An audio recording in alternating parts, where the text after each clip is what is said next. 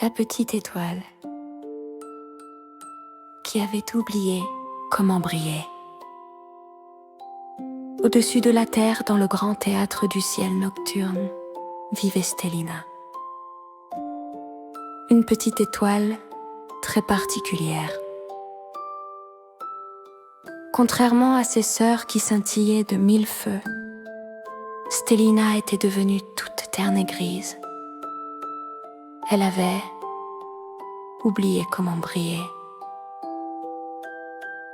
Je ne comprends pas, soupirait-elle chaque nuit en regardant les autres étoiles danser dans l'obscurité. Avant, ma lumière était si douce et dorée. Maintenant, je ne suis plus qu'une petite boule terne dans le ciel. Les autres étoiles essayaient de l'aider. Concentre-toi très fort, disait Polaris, l'étoile du Nord. Pense à des choses joyeuses, conseillait Vega, la plus brillante. Respire profondément l'air cosmique, suggérait Sirius. Mais rien n'y faisait plus. Stélina essayait de forcer sa lumière, plus elle s'éteignait. Une nuit, découragée, elle décida de quitter sa place dans la constellation et de voyager à travers l'espace pour trouver une solution.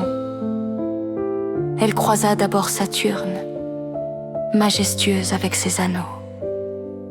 Belle Saturne, savez-vous pourquoi je ne brille plus? La planète réfléchit longuement. Petite étoile, moi je ne produis pas ma propre lumière. Je ne fais que refléter celle du soleil. Mais toi, tu es né pour créer ta propre lumière. Peut-être as-tu oublié ce qui rendait ton cœur heureux.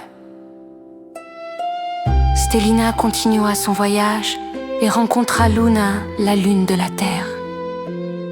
Douce Luna, pourquoi votre lumière est-elle si apaisante?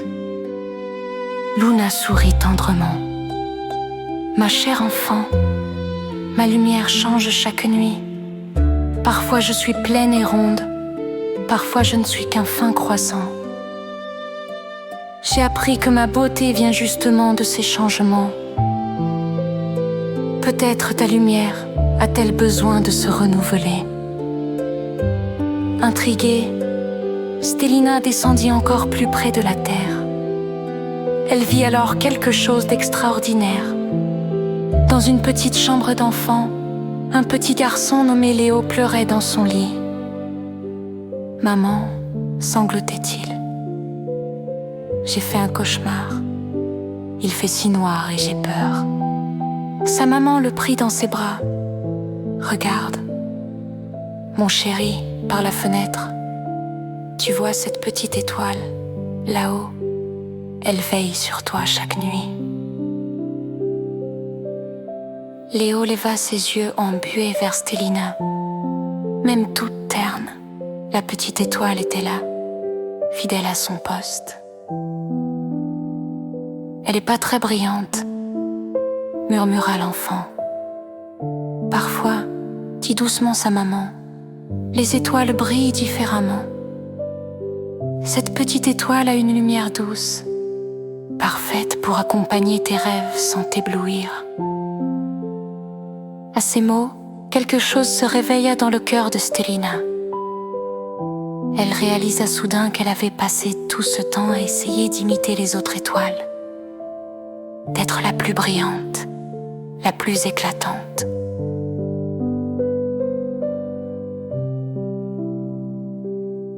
Mais sa véritable nature était différente.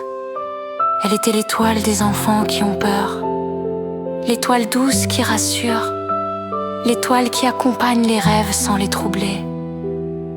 Dès qu'elle accepta sa vraie nature, quelque chose de magique se produisit. Une lumière chaude et dorée, toute différente de celle des autres étoiles, commença à rayonner de son cœur.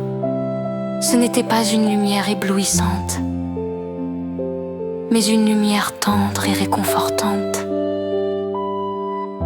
Léo écarquilla les yeux. « Oh, regarde, maman, mon étoile s'est allumée. Elle brille juste comme il faut pour moi.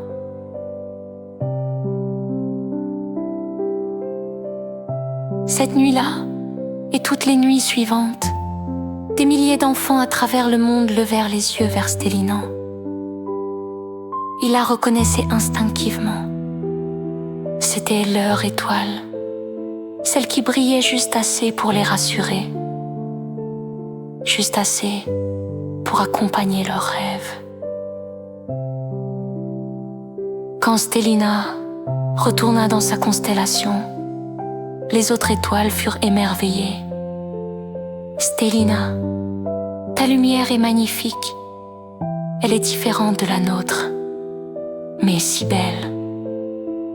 J'ai compris, dit Stelina avec un sourire radieux, que nous n'avons pas toutes le même rôle.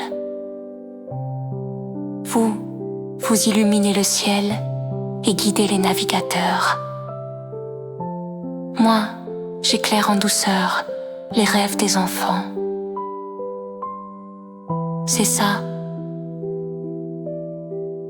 ma véritable lumière.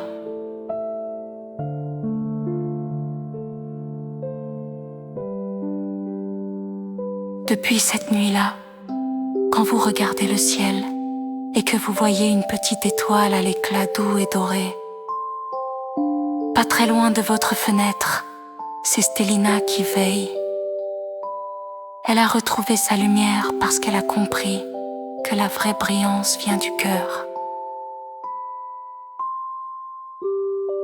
Quand on accepte qui on est vraiment.